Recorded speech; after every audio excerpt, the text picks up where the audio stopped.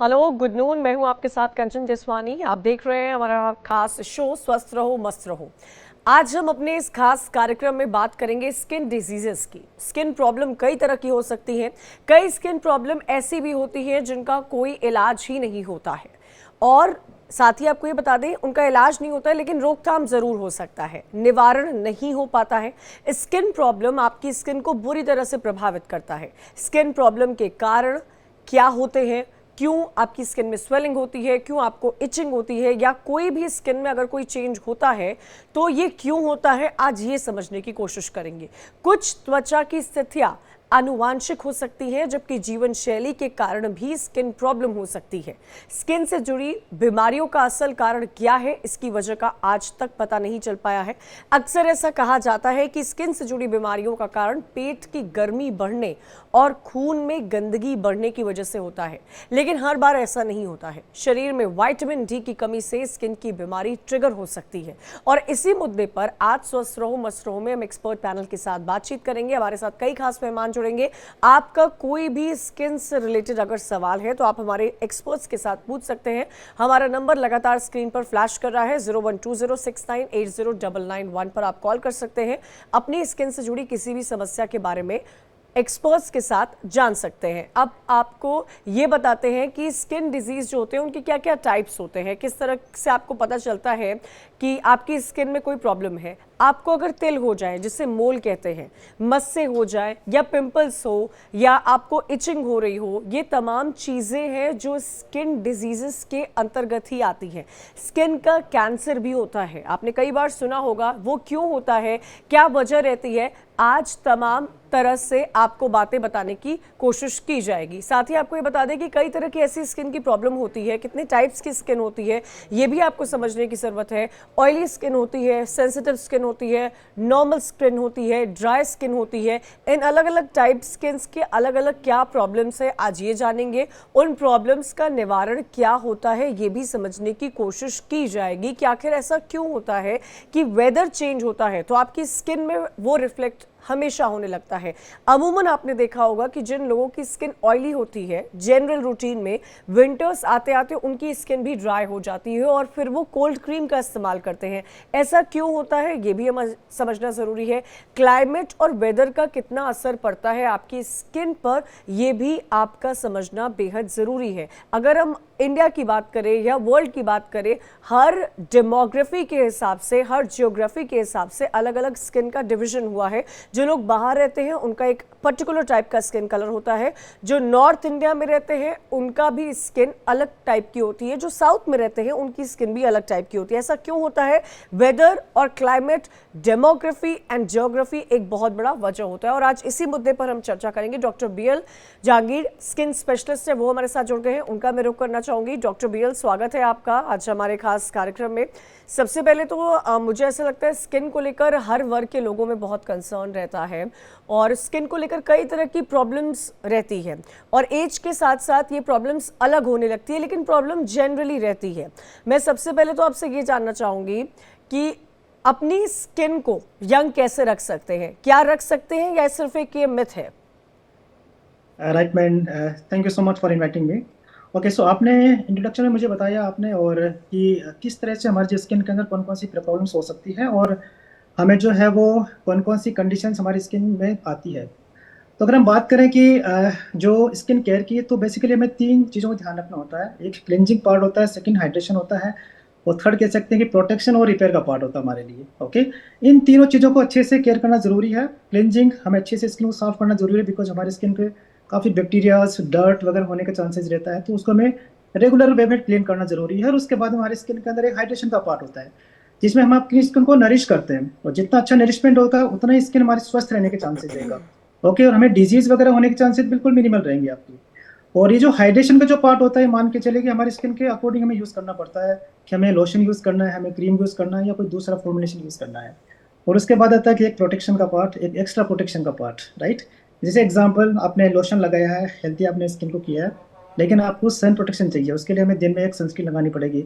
और इवनिंग में we can say that we can say it is kind of repair part, जिसमें कुछ serums वगैरह होते हैं, जैसे vitamin C serum, retinol serums वगैरह, तो जो हमारे स्किन को रिपेयर करने में हेल्प करते हैं हमारा, राइट।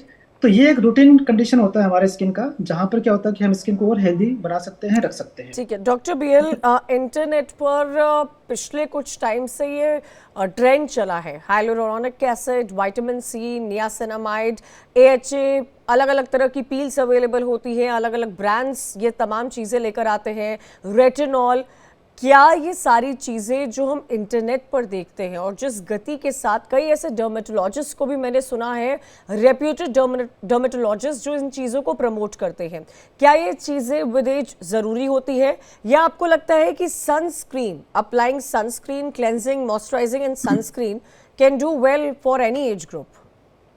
राइट, देखिए जैसे मैंने बताया कि एक रूटीन स्किन केयर का जो पार्ट होता है वो तो हम सबको फॉलो करना होता है, लेकिन उसके बाद में हम कौन से मेडिसिन लगा रहे हैं।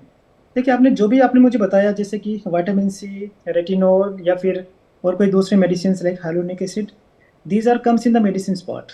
ये किसकी कितने नीड है हमारी स्किन के लिए, ये तो एक बार डॉक्टर डिसाइड करते हैं। और इनमें क्या होता है कि आपके अलग अलग परसेंटेज होते हैं। जैसे एग्जाम्पल, अगर विटामिन सी की बात करें तो 5%, 10%, इवन 20% विटामिन सी भी आता है। तो आपके लिए कौन सा सूटेबल रहेगा, उसके लिए आपके एक बार डॉक्टर से डिस्कस करके आपके लिए एक वो तैयार करेंगे कि this is kind of a formulation which is good for our skin. और सेकंड पार्ट ये होता है कि हमारे लिए कौन सा पार्ट अच्छा रहेगा, उसका भी एक एग्जामिनेशन होता है। कभी कभार ऐसा होता है कि हम स्किन पे विटामिन सी लगाते हैं लेकिन हमारी स्किन तो बिल्कुल उतना ठीक नहीं है, जबकि मैंने वीडियोस में देखा है, मैंने यूट्यूब पे या फिर मैंने कहीं पे देखा है सोशल मीडिया पे कि उन्होंने तो बड़ा अच्छा बताया है। सो आइडियली हो सकता है कि उनके स्किन के लिए अच्छा हो, लेकिन हमारे स्किन के लिए कितना सूटेबल हो सकता है, that should be discussed with the doctor. ठीक है, डॉक्टर एस.सी. भरीजा स्किन स्पेशलिस्ट हैं गंगाराम हॉस्पिटल से, वो भी हमारे साथ जुड़ गए हैं। स्वागत है सर आपका। एक कॉलर है राकेश हमारे साथ, मैं उनका सवाल पहले लेना चाहूंगी। राकेश जी, आप अपना सवाल रख सकते हैं। नमस्कार सर। हेलो जी राकेश जी नमस्कार, अपना सवाल रखिए। हाँ डॉक्टर साहब से मैं पूछना चाहता हूँ। डॉक्टर साहब मुझे ऐसा लगता है कि मुझे सायरोटिक आर्थराइटिस है, और वो उसका कोई क्योर है क्या? हेलो जी राकेश जी, आप अपना सवाल फिर से दोहरा सकते हैं?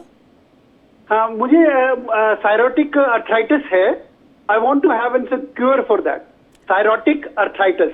ओके डॉक्टर बीएल, आपने सुना होगा थायरोटिक अर्थराइटिस है, दो हम स्किन पे बात कर रहे हैं, लेकिन अगर आप अपना कोई ओपिनियन डॉक्टर बीएल इस पर देना चाहेंगे तो। देखिए मैम, इसमें kind of rheumatoid arthritis, I think psoriatic arthritis is something kind of different name. In general जो कंडीशन बता रहे हैं आप, वो बेसिकली एक तरह का जो है वो एक जोड़ों का है तकलीफ, नेक की स्किन का तकलीफ। ओके, सो एक rheumatoid arthritis होता है कंडीशन, जिसके अंदर क्या होता है कि स्किन की कुछ कंडीशंस हो सकती है।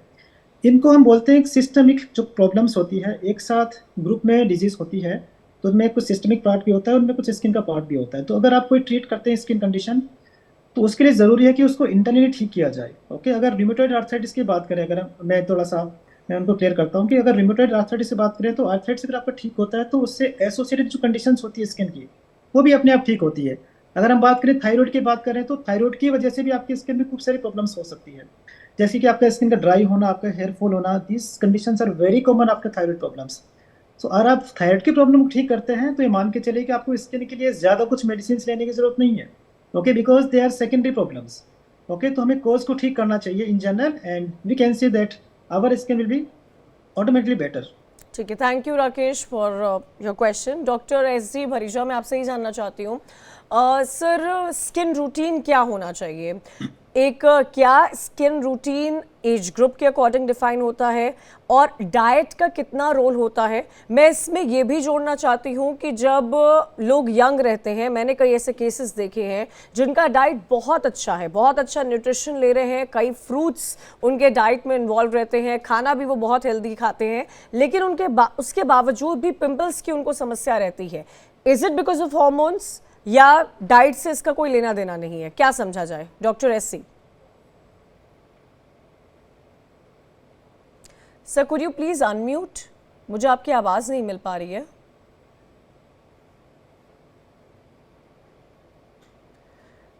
तो उनसे जुड़ने की कोशिश करेंगे डॉक्टर एस.सी. भरीजा से। मैं आपसे ही जानना चाहती हूँ सर, आपको क्या लगता है कि तमाम तरह की जो स्किन पिंपल्स रिलेटेड जो एक एज ग्रुप में हमने अमूमन देखा है, टीन्स में ये प्रॉब्लम बहुत होती है, क्या तब इसका डाइट से कुछ लेना देना होता है? क्योंकि मैंने अच्छे डाइट लेने वाले लोगों को भी ये प्रॉब्लम टीन्स में होते हुए देखी है। बिल्कुल आपने सही कहा कि डाइट का बिल्कुल रोल होता है हमारी बॉडी के लिए, हमारी स्किन के लिए। देखिए इन जनरल जो पिंपल्स की बात करें ना, तो पिंपल्स मल्टीफैक्टोरियल होते हैं, मतलब अलग अलग कॉजेज होते हैं उनके। तो उनमें से एक आपका पार्ट रहेगा, डाइट का पार्ट रहेगा, सेकंड आपका लाइफस्टाइल का रहेगा, and obviously the hormones are there on our body.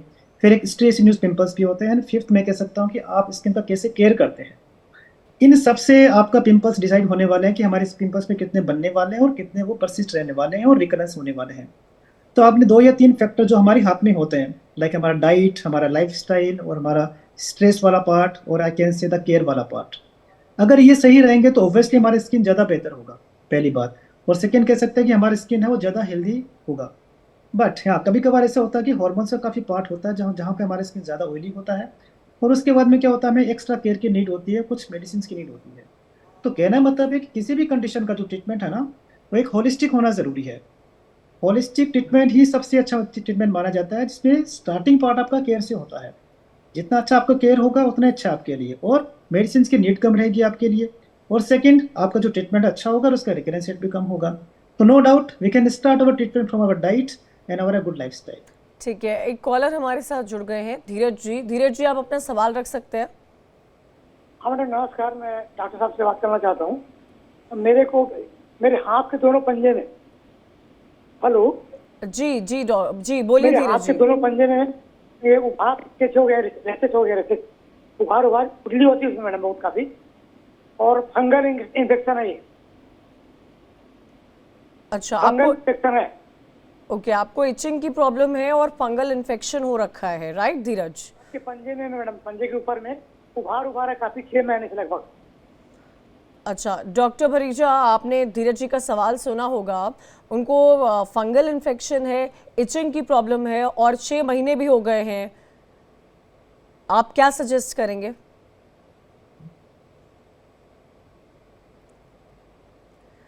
Sir आप प्लीज अपने आप को अनम्यूट कर सकते हैं। हेलो। हाँ, मुझे आपकी आवाज मिल रही है डॉक्टर भरीजा। हाँ, अब ये फंगल इन्फेक्शन जो है ये एक कॉमन प्रॉब्लम होती है ड्यूरिंग रेनी सीजन। ह्यूमिडिटी जब ज़्यादा होती है तो ये फंगल इन्फेक्शंस आती हैं। ओके, ठीक है। आई होप धीरज जी को उनका जवाब मिल गया होगा। डॉक्टर एस सी भरीजा, मैं आपसे ये भी समझना चाहती हूँ कि स्किन हाँ जी। केयर रूटीन को लेकर डॉक्टर बीएल कई तरह की बातें रखी जाती है। अगर ये जैसे मैं कई ऐसे मल्टीनेशनल ब्रांड्स देखी हूँ, कई इंटरनेशनल ब्रांड्स भी देखी हूँ जिनका एक पर्टिकुलर प्राइस रेंज होता है, उनकी स्पेसिफिक क्रीम्स होती हैं, क्या उनको यूज़ करना चाहिए? क्या ये जो मेंटालिटी और परसेप्शन बना हुआ है कि जो जितनी क्रीम एक्सपेंसिव होगी वो इतनी अच्छी होगी, क्या ऐसा होता है? या हम एक कोई बेसिक क्रीम का भी इस्तेमाल कर सकते हैं, उसका रिजल्ट भी सेम होगा जो एक एक्सपेंसिव क्रीम होती है? आई वॉन्ट टू, क्या ये मिथ है या ये रियलिटी है? आई थिंक आपने बहुत अच्छा क्वेश्चन किया है, and I think this is one of the best question that I wanted. Okay, काफ़ी लोग ऐसे होते हैं जो कि उस एक ब्रांड, एक पर्टिकुलर ब्रांड के पीछे भागते हैं कि doctor this is a kind of medicine I want, okay, या मुझे इससे सस्ता, ये इससे महंगा दवाई देने की कोशिश कीजिए आप। देखिए जो ट्रीटमेंट होता है ना, वो आई थिंक इस बात पे डिपेंड ज़्यादा नहीं करता कि हम कौन सी महंगी दवाई दे रहे हैं, कौन सी सस्ती दवाई दे रहे हैं।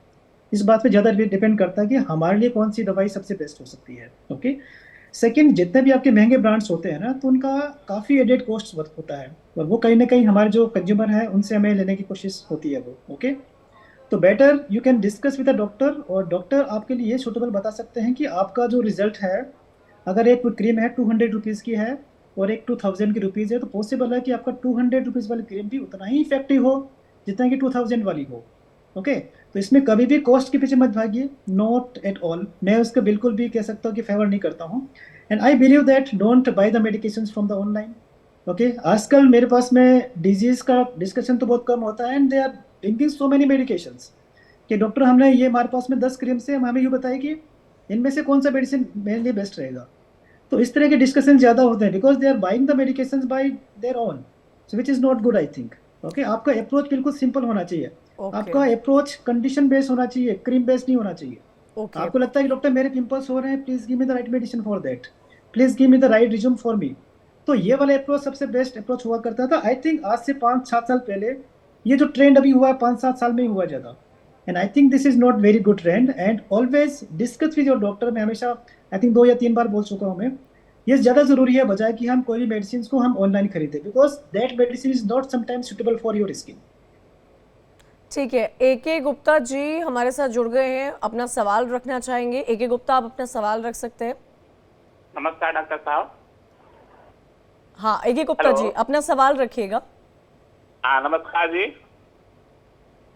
जी सर, नमस्ते। हेलो, हाँ, जी मेरी आवाज आ रही है? जी, आपकी आवाज आ रही है। एक्चुअली मैं बॉम्बे में हूँ और यहाँ पर एक प्रॉब्लम आता है कि अक्सर मेरे स्किन पे छोटे छोटे दाने निकल आते हैं, खुजली होती है। फिर मैं वो सेल्फ मेडिकेटेड करके कोई पाउडर वगैरह लगा लेता हूँ, ठीक हो जाता है, लेकिन ये फ्रिक्वेंट होता रहता है, खुजली होती रहती है और ऑल ऑफ सडन कभी भी हो जाता है। ठीक तो है, ये क्या एटमॉस्फेरिक नेचर की वजह से है? जबकि मैं नॉर्थ से हूँ, नॉर्थ में कभी ऐसी प्रॉब्लम नहीं हुई मुझे, ये बॉम्बे में आने के बाद ही हुई है। तो क्या ये लोकेशन स्पेसिफिक भी होता है क्या सर? डॉक्टर भरीजा, आपने सुना होगा, नॉर्थ को बिलोंग करते हैं लेकिन अभी मुंबई में रहते हैं और इनको अचानक से छोटे छोटे पिंपल्स आते हैं और जाते रहते हैं, सेल्फ मेडिकेटेड पाउडर्स का इस्तेमाल करते हैं, क्या सॉल्यूशन है? ये जो पिंपल्स आते जाते रहते हैं, ये थोड़ा सा मौसम के हिसाब से भी होता है। When there is more humidity, यहाँ से अगर वो शिफ्ट किए हैं तो वहाँ maybe when there is more humid atmosphere, तो वहाँ कुछ लोगों को छोटे मोटे दाने होते रहते हैं। तो उसके लिए बेसिकली तो frequent bathing and don't use too much of soaps, that is what I advise, and keep on using some powders, that would take care of most of the problems. Okay, Chandan भी हमारे साथ जुड़ गए हैं। चंदन जी, आप अपना सवाल रख सकते हैं। मेरे ना पाँव के ऊपर जो साइड में ये होते गांठें होती हैं, उसके साइड में मेरा खुजली होती है। हेलो, चंदन जी, आप अपना सवाल दोबारा पूछ सकते हैं। कहाँ आपको इचिंग की प्रॉब्लम है? मेरे एक तो बदन में सारी खुजली आती है, एक दूसरा मेरे जो पाँव हैं, पाँव के साइडों में जो गांठें होती हैं, उनके साइडों में मेरा खुजली होती है, नीचे साइडों में ठीक है, अत्यधिक खुजली होती है। ठीक है डॉक्टर बीएल, इनको इचिंग की प्रॉब्लम है और पूरी बॉडी में ही मेजरली इनको इचिंग की प्रॉब्लम है, क्या वजह हो सकती है, सॉल्यूशन क्या? इनकी देखिए देखिए कभी कभी हमारा स्किन ज़्यादा सेंसिटिव होता है, और एक सेंसिटिव स्किन की वजह से उसको बोलते हैं कॉन्टेक्ट डर्मेटाइटिस, या कह सकते हैं कि एक्जिमा जैसे कंडीशंस होने के चांसेस रहता है। इचिंग अगर बार बार होता है तो एक सेंसिटिव स्किन सिंड्रोम का पार्ट भी हो सकता है। तो कहने का मतलब है कि इन जनरल हमारा स्किन कभी कभी सेंसिटिविटी की वजह से या फिर अच्छे से रिपेयर नहीं करने की वजह से हमारे स्किन के अंदर इचिंग होती है बार बार, और कुछ कंडीशंस ऐसी होती है जहाँ पर ये होने के चांसेस ज़्यादा है। तो आइडियली क्या होता है कि वी हैव टू यूज जो ज़्यादा ज़रूरी है हमारे लिए। ओके, सेकंड ये होता है कि हमारे लिए कि हम अगर कोई पर्टिकुलर कंडीशन बनती है हमारी बॉडी पर, तो उसका हम अच्छे से ट्रीटमेंट करें। तो उसके लिए कुछ सूदनिंग एजेंट्स वगैरह होते हैं, जैसे कैलामाइन लोशन वगैरह होता है, so that can be applied on the full body. And yes, anti allergy medications कभी ना कभी हमें यूज़ करनी पड़ती है उसके लिए, और लंबे समय तक यूज़ करनी पड़ती है, क्योंकि ये कंडीशंस जो थोड़ी क्रोनिक कंडीशंस होती है, जैसे आपने इंट्रोडक्शन में बताया था, तो कुछ क्रोनिक कंडीशंस के लिए हमें केयर भी करना पड़ता है और कुछ मेडिसिन का पार्ट भी हमें ऐड करना पड़ता है। ओके, हमारे साथ एक और कॉलर जुड़ गए हैं, सोनी, आप अपना सवाल रख सकते हैं। हाँ नमस्ते डॉक्टर साहब। हाँ, मैं ये पूछना चाह रहा हूँ कि मेरी मम्मी की एज करीब 80 इयर्स है और उनके गाल पर एक काला सा धब्बा है जो करीब 5 mm से बड़ा होगा, 5 mm बाय 5 mm से बड़ा है, और पहले छोटा सा भी बढ़ता गया। तो उसके लिए क्या करना चाहिए, प्लीज बताइए। डॉक्टर भरीजा, सुना होगा आपने, इनकी मदर 80 इयर्स, उनके चेहरे पे एक ब्लैक स्पॉट है 5 mm का, और वो बढ़ता गया विद टाइम। किस तरह का स्पॉट है? व्हाइट है, ब्लैक है? ब्लैक स्पॉट है। अब वो देखना पड़ेगा। एक्चुअली कई बार क्या होता है कि in this old age group एक कंडीशंस होती हैं, कुछ सिबोरिक केरेटोसिस बोलते हैं हम इनको, और वो ब्लैक स्पॉट्स आ जाते हैं age with age on the exposed areas. अब वो उसमें हमें ये भी देखना होगा कि कभी कभी ये बेसल सेल कार्सिनोमास वगैरह होते हैं, तो इनको हमें प्रॉपरली उसको देख के उसका डायग्नोस करना बहुत जरूरी है सबसे पहले तो। और ऐसे सिर्फ स्पॉट बताने से कई बार डायग्नोसिस करना बहुत मुश्किल होता है, unless you see the patient, see the spot, कहाँ पे है, कैसा है, उसका टेक्सचर कैसा है, फ्लैट है, रेज्ड है, स्पॉट पहले से बढ़ रहा है, नहीं बढ़ रहा है, उसमें इचिंग है, नहीं है। तो ये सब चीज़ों को देखने के बाद एक पता लगाया जा सकता है कि वो स्पॉट में क्या प्रॉब्लम है, वो क्या दिक्कत है। यानी कि प्राइमरी उन्हें डायग्नोस कराना चाहिए कि आखिर प्रॉब्लम क्या है। ठीक है बिल्कुल बिल्कुल। डॉक्टर बिल्कुल, बरीजा, मैं बिल्कुल। आपसे ये समझना चाहती हूँ अब कि क्या डार्क स्पॉट्स, पिगमेंटेशन, इन सब का कोई इलाज है? Dark spots, pigmentation in general एक जनरल सी टर्मिनोलॉजी है। पिगमेंटेशन चलो हम फेस को लेके मानते हैं कि फेस में पिगमेंटेशन हो जाती है। अब वो फेस में भी पिगमेंटेशन के बहुत सारे रीजन होते हैं। एक जनरल फेशियल मेलानोसिस हो जाता है लोगों को, एक दूसरा मेलाज्मा होता है जिनको छाइयाँ बोलते हैं हम, आमतौर पे मैलर एरियाज पे हो जाता है पिगमेंटेशन। तो जितनी भी ये पिगमेंटेड कंडीशंस होती हैं, इनका पेशेंट जब भी आके पूछता है हाँ जी कोई परमानेंट ट्रीटमेंट है, परमानेंट ट्रीटमेंट कुछ नहीं होता। We can reduce the pigment with medicine. जो जनरल मेलानोसिस होता है उसमें excessive sun exposure can be avoided, use of sunscreens, use of some depigmenting creams. वो स्किन को एक नॉर्मल कंडीशन में रखने की हम कोशिश कर सकते हैं। Okay. आप अगर ऐसा कहें जी हमें कोई दवाई बताइए जिससे परमानेंटली मेरा चेहरा गोरा हो जाए, तो ऐसा तो कुछ नहीं permanently होता है, ये मिथ्स है, नहीं राइट? होता है। There are many medicines.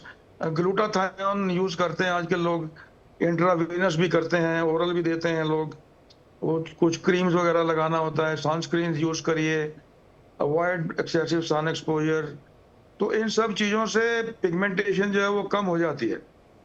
तो बट उसको इसका कम रखने यूसेज के हमेशा लिए- करना पड़ता है, ऐसा होता है क्या कि आज जितनी कुछ लिमिटेड टाइम के लिए आप... नहीं, ये सनस्क्रीन वगैरह तो हमेशा यूज करना ही पड़ता है जिन पेशेंट्स को पिगमेंटेशन की प्रॉब्लम होती है। There are some patients who are sensitive to sunlight, और जब भी धूप में जाएंगे टैनिंग हो जाएगी उनके स्किन में। कुछ लोगों को ज्यादा होती है, कुछ को कम होती है। ठीक है sir, so regular use of sunscreen is a is must. Important. ठीक है, हमारे साथ एक और some anti pigmenting creams वो रेगुलरली यूज करें तो थोड़ी स्किन नॉर्मल रहती है उस। ठीक है। अच्छा डॉक्टर बीएल, ये समझाइएगा, अगर हम अपनी स्किन को हमेशा जवान रखना चाहते हैं तो हम कैसे रख सकते हैं? ऐसा कुछ है हम कर सकते हैं?